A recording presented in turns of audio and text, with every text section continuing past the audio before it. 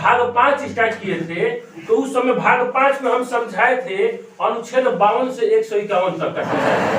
तो आज ये हम जो स्टार्ट कर रहे हैं नियंत्रक एवं महालेखा परीक्षक का एक, इसी में लास्ट देखिए अनुच्छेद है 148 से 151 तक का।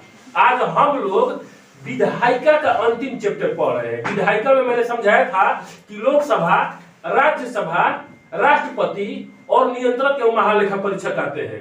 तो आज हम लोग भाग 5 के अंतिम चैप्टर स्टार्ट कर रहे हैं कायग, जिसका नाम है नियंत्रक एवं महालेखा परीक्षक। इसको कहा जाता है, कायग का पूरा नाम होता है कंप्ट्रोलर एंड ऑडिटर जनरल। जिस शब्द में लग गया जनरल तो समझिए कि वह व्यक्ति उस विभाग का सर्वोच्च पदाधिकारी होता है, ठीक ना। और इसको चुनाव नहीं करे जाते, ये ऑफिसर होते हैं, आईएएस ऑफिसर। यही प्रोग्रेस आगे करते चले जाते हैं, कायग बन जाते हैं। देखिए कायग का कार्य जो होता है, जो भारत सरकार जितना धन का आदान प्रदान करती है, जितना जनता से टैक्स कलेक्ट करती है और कितना जनता के विकास पर खर्च करती है, उसका ये लेखा जोखा रखती है। आप लोग अकाउंट खोले होंगे तो देखिएगा उस पर लिखा रहता है बैंक अकाउंट, उसका हिंदी नाम होता है बैंक लेखा। अकाउंट का हिंदी अर्थ होता है लेखा, तो वही अकाउंटिंग का काम करता है कायग, और देखता है कि कितना सरकार कहीं पर घोटाला तो नहीं कर रही है। जैसे यही नहीं है, केंद्र सरकार कर रही, सभी राज्यों का भी लेख लोखा का कार्य करता है। केंद्र सरकार एवं राज्य सरकार के बीच में जो जितना खर्च होता है, लेख लोखा जो भी आता है, लेख लोखा का मतलब कितना टैक्स कलेक्ट किया और जनता के विकास में कितना खर्च किया, इसका कार्य यही देखना होता है, ठीक ना। अब जैसे मान लेते हैं उत्तर प्रदेश सरकार को केंद्र सरकार प्रत्येक साल 35 लाख करोड़ रुपया देती है विकास कार्य के लिए। अब उस 35 लाख करोड़ को कितना कहां पर खर्च कर रहा है, ये कार्य देखने का करता है कायग ही, यानी कि नियंत्रक एवं महालेखा परीक्षक ही। अब देखते हैं, जैसे मान लेते हैं कोई स्टेट हो गया बिहार सरकार और कहेगा कि 200 करोड़ रुपया कोई पुल बनाने में खर्च हो रहा है, ठीक। तो बिहार सरकार के अकाउंट से 200 करोड़ रुपया निकाला गया, तो अब नियंत्रक एवं महालेखा परीक्षक निगरानी करेगा, देखेगा कि 200 करोड़ रुपया तुमने कहां खर्च किया, तो बताएगा कि पुल में खर्चा किया। तो तुमने पुल बनाने के लिए टेंडर किसको दिया, तो मान लेते किसी कंपनी को दिया, तो उस कंपनी से जाकर हिसाब लेगा। तो कंपनी से पूछेगा कि 200 करोड़ रुपया तुम कहां खर्चा किया, तो दिखलाएगा इतना गिट्टी में, इतना बालू में, इतना सीमेंट में, इतना छड़ में, सारा ब्यौरा देगा कायग को। तो कायग के पास पूरा पावर होता है, ठीक ना। तो देखते हैं इसमें स्टार्टिंग करते हैं। कायग की स्थापना देखिए हो गया था शुरुआती में भारत शासन अधिनियम जब 1935 बना ना था, उसी समय कायग का पद का सृजन कर दिया गया था, ठीक है ना। तो उसी समय कायग के पद का सृजन कर दिया गया था, ठीक ना। लेकिन बेसिक रूप से जब हम लोग आजाद हुए, जब भारत 1947 में आजाद हुआ, तब कायग की स्थापना 1948 में किया गया। कब किया गया? 1948 में कायग की स्थापना किया गया स्वतंत्र भारत रूप में। देखिए कायग को कागजी शेर भी कहा जाता है। कागजी शेर इसलिए कहा जाता है कि इसके पास पावर है कि यह भारत सरकार का भी वाट लगा सकता है किसी भी प्रकार का गलत पैसा खर्चा करता है तो। इसके बाद सभी राज्य, जितने भी 28 राज्य हैं, उन सभी लोगों का कितना तू खर्चा कर रहा, कितना जनता से टैक्स ले रहा, कितने अपने कर्मचारियों को वेतन दे रहे हैं, कितना विकास पर खर्च कर रहे हैं, कितना और अन्य कार्यों में आप खर्च कर रहे हैं, इसके पास ब्यौरा मांगने का अधिकार है, देखने का अधिकार है, नियंत्रण करने का भी अधिकार है। इसीलिए इसका नाम दिया गया है नियंत्रक एवं महालेखा परीक्षक। इसीलिए इसको कागजी शेर भी कहा जाता है। अंबेडकर ने बनाया था, संविधान लिखा था, तो भीमराव अंबेडकर ने कायग यानी नियंत्रक एवं महालेखा परीक्षक को कहा था कि यह भारतीय संविधान का सबसे महत्वपूर्ण पद है। नियंत्रक एवं महालेखा परीक्षक पद जब बनाए थे, जब उसमें लिखे थे, तो उन्होंने लिख दिया था अंबेडकर साहब ने कि जो भारतीय नियंत्रक एवं महालेखा परीक्षक पद है, यह भारतीय संविधान का सबसे महत्वपूर्ण पदों में से एक है, ठीक। अब देखते हैं कि कायग का जिक्र किस अनुच्छेद में किया गया है, तो अनुच्छेद 148 में। अनुच्छेद 148 में कहा गया है कि भारत में एक कायग का पद है, कायग का एक पद होगा, यानी कि कंप्ट्रोलर एंड ऑडिटर जनरल का पद होगा, यानी कि भारत में एक नियंत्रक एवं महालेखा परीक्षक का पद होगा। इस बात का जिक्र किया गया अनुच्छेद 148 में। क्लियर। अब आगे चलते हैं। अनुच्छेद 149 में कायग के कार्य एवं शक्ति का वर्णन किया गया है कि कार्य के पास कुछ कार्य और शक्तियां होगी, तो उस कार्य एवं शक्तियों का उल्लेख किस अनुच्छेद में किया गया है, तो अनुच्छेद 149 में। क्वेश्चन भी बीपीएससी में पूछा था कि जो भारत के नियंत्रक एवं महालेखा परीक्षक हैं उनके कार्य एवं शक्ति का वर्णन किस अनुच्छेद में किया गया है? तो अनुच्छेद 149। क्लियर। अब अनुच्छेद 150 में क्या होता है कि प्रतिवेदन देते हैं, उतना महत्वपूर्ण है इसलिए अनुच्छेद 151 लिखे हैं। अनुच्छेद 151 में कहा गया है कि कैग जो होंगे, नियंत्रक एवं महालेखा परीक्षक जो होंगे, वह केंद्र सरकार और राज्य सरकार से सारा ब्यौरा मांग लेंगे खर्चा का, और अपने खर्चे का जो रिपोर्ट बनाएंगे उस रिपोर्ट को पेश करेंगे, राष्ट्रपति महोदय को देंगे, और राष्ट्रपति महोदय देंगे लोकसभा अध्यक्ष को, और लोकसभा अध्यक्ष देंगे लोक लेखा समिति को। ठीक ना। तो आगे समझाएंगे कि क्यों देते हैं लोक लेखा समिति। आगे देखते हैं जो कैग की नियुक्ति है कैसे किया जाता है। तो देखिए कैग की नियुक्ति जो करेंगे मंत्रिमंडल करेगा, यानी कि प्रधानमंत्री के सलाह पर राष्ट्रपति महोदय नियंत्रक एवं महालेखा परीक्षक की नियुक्ति करते हैं। तो यहीं पर लिखे कि पीएम के सलाह पर राष्ट्रपति महोदय जो है कैग की नियुक्ति करते हैं। अच्छा, अब शपथ भी आ रहा, तो नियंत्रक एवं महालेखा परीक्षक को शपथ जो होंगे राष्ट्रपति महोदय ही दिलाएंगे। ठीक ना। शपथ कौन दिलाएगा? राष्ट्रपति महोदय। इनकी नियुक्ति राष्ट्रपति करेंगे, शपथ तो राष्ट्रपति दिलाएंगे। अगर त्याग भी लेना होगा तो राष्ट्रपति को ही देंगे। कैग किसको त्याग देंगे? राष्ट्रपति महोदय को। अगर इनका कार्यकाल देखा जाए नियंत्रक महालेखा परीक्षक का, तो इनका कार्यकाल 6 वर्ष होता है या 65 वर्ष।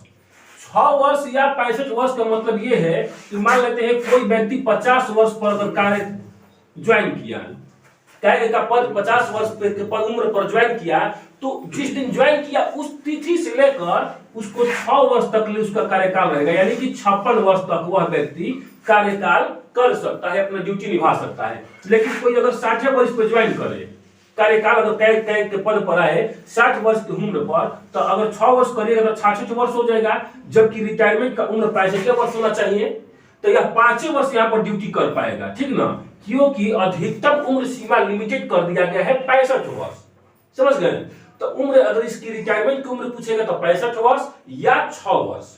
ठीक ना, 6 वर्ष यानी जो भी पहले आ जाए, या तो 6 वर्ष पहले पूरा कर ले या 6 वर्ष ड्यूटी पूरा करने से पहले उसका रिटायरमेंट का उम्र हो जाए। समझ रहे ना, मैंने 65 वर्ष की इसकी रिटायरमेंट है। अब इसको हटाने का प्रक्रिया देखते हैं, तो ये साधारण व्यक्ति नहीं होता है, ये राष्ट्रपति के प्रसाद पर्यंत भी नहीं होते। इनको हटाने के लिए जिस प्रकार से सुप्रीम कोर्ट को जज को हटाया जाता है महाभियोग द्वारा, जिस प्रकार राष्ट्रपति को महाभियोग द्वारा हटाया जाता है, उसी प्रकार से भारत के नियंत्रक एवं महालेखा परीक्षक को भी महाभियोग द्वारा हटाया जाएगा। संसद में क्या होगा, इस नियंत्रक एवं महालेखा परीक्षक को हटाने के लिए पहले संसद के किसी भी 2 सदन से, मान लेते हैं लोकसभा से भी पास कराना जरूरी है और राज्यसभा से भी पास होगा, इसके बाद राष्ट्रपति साइन करेंगे तब जाकर नियंत्रक एवं महालेखा परीक्षक हट सकते हैं। और हटने का 2 शर्त है, या तो वह अपने कार्य माने असमर्थ हो जाएंगे, या तो उनकी उम्र ज्यादा हो जाएगी, या अपना कार्य समर्थ रूप से नहीं कर पाएंगे। मैंने समझ रहे ना, यानी कि कार्य अपना करने में असक्षम हो जाएंगे तो इनको हटाया जाएगा, या फिर ये गैर संवैधानिक कार्य करेंगे, यानी कि संविधान के विपरीत कार्य अगर करेंगे तो अब इन पर महाभियोग का प्रक्रिया द्वारा इनको हटाया जाएगा। तो इनको किस प्रकार से हटाया जाता है? महाभियोग द्वारा नियंत्रक एवं महालेखा परीक्षक को। अब इनका वेतन देख लेते हैं। तो नियंत्रक एवं महालेखा परीक्षक का वेतन जो वर्तमान में है वह 2.5 लाख रुपया प्रति माह है। माने 1 माह का इनका वेतन 2.5 लाख रुपया है, 2,50,000 रुपया। और इनको वेतन जो दिया जाता है संचित निधि से दिया जाता है। अब संचित निधि से बताए थे कि जिस किसी भी व्यक्ति को संचित निधि से वेतन दिया जाएगा तो उसमें वेतन में छेड़छाड़ करने का पावर संसद भवन को नहीं रहता है। जो संविधान में उसका वेतन का उल्लेख कर दिया गया है उतना इनको वेतन दिया जाएगा। तो संचित निधि से अगर कुछ क्वेश्चन पूछेगा कि नियंत्रक एवं महालेखा परीक्षक को वेतन किस निधि से दिया जाता है, तो देश के संचित निधि से दिया जाता है। वर्तमान में इनका वेतन 2.5 लाख रुपया है। क्लियर। अब आगे समझते हैं कि नियंत्रक एवं महालेखा परीक्षक की जो है कार्य एवं शक्ति की क्या क्या है। तो इनका कार्य एवं शक्ति देखते जो है किस अनुच्छेद के द्वारा देखते हैं? अनुच्छेद 149 में। अभी ये समझाए ना कि अनुच्छेद 149 कहता है कैग के कार्य एवं शक्ति का वर्णन। तो अब इनका कुछ कार्य एवं शक्ति देख लिया जाए। जैसे केंद्र सरकार एवं राज्य सरकार के मुख्य लेखा परीक्षक के रूप में कार्य करता है। पहले भी समझाया, अभी समझा रहे हैं कि जो नियंत्रक एवं महालेखा परीक्षक होता है केंद्र सरकार यानी कि भारत सरकार और सभी राज्य सरकार के मुख्य लेखा परीक्षक के रूप में कार्य करता है। मुख्य लेखा परीक्षक का ये मतलब होता है कि अगर मान लेते हैं बिहार सरकार, एग्जाम्पल दे रहे हैं, तो बिहार सरकार ने जनता से कितना टैक्स कलेक्ट किया, जितना टैक्स लिया उस टैक्स में वह कितने अपने कर्मचारियों पर खर्च कर रहा, कितने विकास पर खर्च कर रहा, कितना जन कल्याण में खर्च कर रहा है, इसको देखते हुए जो उसको बचा रहा है उसमें कहीं घोटाला तो नहीं हो रहा है। अगर घोटाला हो जाएगा तो तुरंत पकड़ में कर लेगा कौन?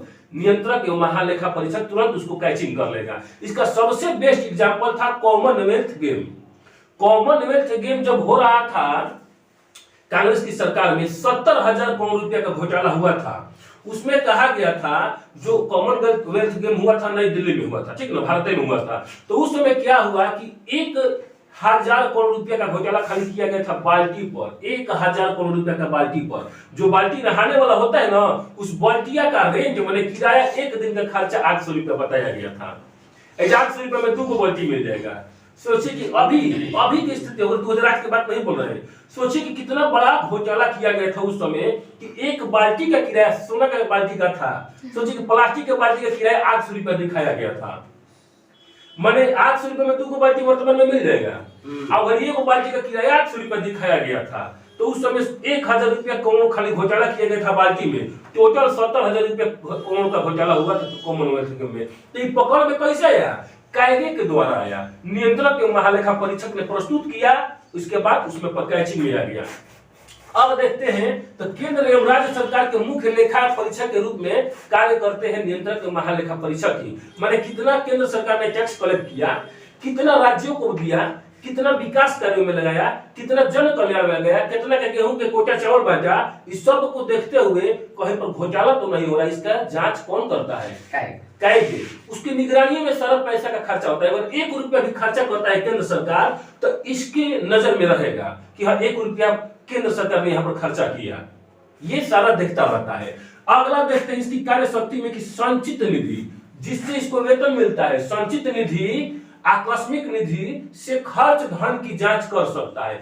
देश में बहुत सारी निधि है, जैसे संचित निधि से राष्ट्रपति, उपराष्ट्रपति कैगो को भी वेतन मिला जाता है, महान्यायवादी को भी दिया जाता है, इसके बाद सुप्रीम कोर्ट के जजों को भी वेतन दिया जाता है। तो इस संचित निधि से कितना किसको वेतन दिया जाता है इसके भी जांच कर लेगा। या आकस्मिक निधि, देश में कहीं पर भी मान लेते हैं प्राकृतिक आपदा पड़ गया तो उस निधि में पैसा जो रहता है, उस पैसा से उस आपातकाल स्थिति को कंट्रोल किया जाता है। तो संचित निधि और आकस्मिक निधि से खर्च किए गए धन की यह जांच करता है नियंत्रक एवं महालेखा परीक्षक। अगला देखते हैं कि कायदे यानी कि नियंत्रक एवं महालेखा परीक्षक जो है वह अपना रिपोर्ट किसको देगा? राष्ट्रपति महोदय को देगा, और राष्ट्रपति महोदय जो देंगे लोकसभा अध्यक्ष को देंगे, और लोकसभा अध्यक्ष इसको संसद के दोनों पटल पर रखेंगे, माने लोकसभा और राज्यसभा भी रखेंगे। और लोकसभा अध्यक्ष क्या करेंगे? अपना रिपोर्ट वह लोक लेखा समिति को दे देते हैं। अब यहाँ पर बात समझने में है कि लोक लेखा समिति को क्यों दिया जाता है। देखिए, काय को पहले रिपोर्ट देंगे राष्ट्रपति को, राष्ट्रपति अपना रिपोर्ट देंगे लोकसभा अध्यक्ष को, और लोकसभा अध्यक्ष देंगे विपक्ष दल के नेता को, यानी कि लोक लेखा समिति को। देखिए, लोक लेखा समिति जो होता है इसमें टोटल 22 सदस्य होते हैं। कितना? लोक लेखा समिति में टोटल 22 सदस्य होते हैं, जिसमें 15 वो लोकसभा से और 7 को सदस्य होते हैं राज्यसभा से। टोटल 22 सदस्य हो गया। तो इस लोक लेखा समिति का जो अध्यक्ष होता है वह विपक्षी दल का नेता होता है। कौन होता है? विपक्ष दल का नेता होता है। तो अब बताइए कि जहां केंद्र सरकार घोटाला करेगा तो रिपोर्टवा केकरा के पास चला गया है? कहेगा सौंपा है राष्ट्रपति को, राष्ट्रपति दे दिया अध्यक्ष महोदय को, लोकसभा अध्यक्ष को, और लोकसभा अध्यक्ष ने चला गया लोक लेखा समिति के पास। और जब लोक लेखा समिति के पास आ गया तो लोक लेखा समिति का अध्यक्ष जो होता है वह विपक्ष दल का नेता होता है। तो अब बताइए, घोटाला करेगा तो विपक्ष दल का नेता देख ही लेगा। अब विपक्ष दल का नेता हमेशा इस फिराक में रहता है कि कहीं पर आप 2 रुपये का घोटाला करिए तो मैं उसका उजागर करूंगा, जनता के सामने रखूंगा, ठीक ना। तो इसीलिए इस प्रकार से सभी लोग एक दूसरे से बंधे रहते हैं कि अगर केंद्र सरकार 1 रुपये का घोटाला करेगा तो विपक्ष दल उसको देख लेगा। यानी कि केंद्र सरकार कितना कहां खर्चा किया, इस सारा रिपोर्ट मिल जाता है विपक्ष दल को, मिल जाता है। यही सेम प्रक्रिया स्टेटों गवर्नमेंट में होता है। जैसे बिहार राज्य है तो बिहार राज्य में विपक्ष दल के नेता तेजस्वी है ना, तो नीतीश गवर्नमेंट कितना खर्चा किया, इस सब खर्चा देख रहे हैं तेजस्वी यादव। जहां 2 रुपये का घोटाला किए तो हो हल्ला कर देंगे, कैसे एक दूसरे को डिमोरलाइज करना होता है। अब आगे देखते हैं राज्य में यही देखते हैं। तो राज्य में पहले सौंपेंगे राज्यपाल को, और राज्यपाल दे देंगे विधानमंडल में, विधानमंडल से चला जाएगा विपक्ष दल के नेता के पास। अब आगे देखते हैं जो लोक लेखा समिति तो क्लियर हो गया। अब जो कायग होता है यानी कि नियंत्रक एवं महालेखा परीक्षक होता है, इसको लोक लेखा समिति का मार्गदर्शक कहा जाता है, इसी को कहा जाता है मित्र भी कहा जाता है, और कायग को ही लोक लेखा समिति का आंख कान नाक भी कहा जाता है। यानी कि लोक लेखा समिति अपना सारा कार्य किसके द्वारा करती है? आंख नाक कान के द्वारा, यानी कि कायग के द्वारा करती है, भारत के नियंत्रक एवं महालेखा परीक्षक के द्वारा ही करती है। कैसे कि सारा रिपोर्ट यही देता है, इसीलिए इसको क्या कहा जाता है? लोक लेखा समिति का मार्गदर्शक कहा जाता है, मित्र कहा जाता है, आंख कहा जाता है, कान कहा जाता है, नाक कहा जाता है। क्लियर? देखिए अब तक ले टोटल 14 को भारत में नियंत्रक एवं महालेखा परीक्षक हो गए हैं। कितना? अभी तक कुल पद पर 14 नियंत्रक एवं महालेखा परीक्षक स्थापित हुए हैं, जिसमें 14वां अंक का, जिसमें प्रथम अध्यक्ष जो थे वी नरहरि राव। कौन थे? वी नरहरि राव। और क्वेश्चन पूछेगा भारत के प्रथम क्या कौन हुए, तो वी नरहरि राव। इसके बाद वर्तमान में 14वां जो है, जो वर्तमान में कायग है, वह गिरीश चंद्र मुर्मू है। कौन है? गिरीश चंद्र मुर्मू। इनको मैंने पद पर बैठाया गया था 2020 में। ठीक है, इसके पहले जाइएगा तो आपका 13वां जो थे कायग, 13वां कायग राजीव महर्षि थे, जिनका रिटायरमेंट 2020 में हो गया। 17 से 20 तक के अवधि में थे गिरीश चंद्र ना वो क्या राजीव महर्षि। लेकिन वर्तमान में अगर पूछेगा, ये करेंट अफेयर्स का भी पार्ट है कि वर्तमान में जो कायग है कौन है? गिरीश चंद्र मुर्मू है। तो हमको लगता है कि सारा कायग से संबंधित सारा क्वेश्चन आप लोगों को सोल्व हो गया होगा। किसी भी प्रकार का दिक्कत होगा तो पूछ लीजिएगा। क्वेश्चन आप लोगों से रिपीट कर रहा हूं। कायग का पद का वर्णन किस अनुच्छेद में किया गया है? अनुच्छेद 149 में, 148 में। ध्यान दीजिएगा, सॉरी गलत बोल रहे हैं। कायग के भारत में कायग का पद होगा, इसका उल्लेख किस अनुच्छेद में किया गया? अनुच्छेद 148। इसके बाद कायग के कार्य एवं शक्ति का उल्लेख अनुच्छेद 151 में किया गया है, अनुच्छेद 149 में किया गया है। अब अनुच्छेद 151 कहता है कि जो कायग होंगे अपना रिपोर्ट राष्ट्रपति महोदय को देंगे, और राष्ट्रपति महोदय किसको देंगे? लोकसभा अध्यक्ष को देंगे, और लोकसभा अध्यक्ष देंगे लोक लेखा समिति को। क्लियर?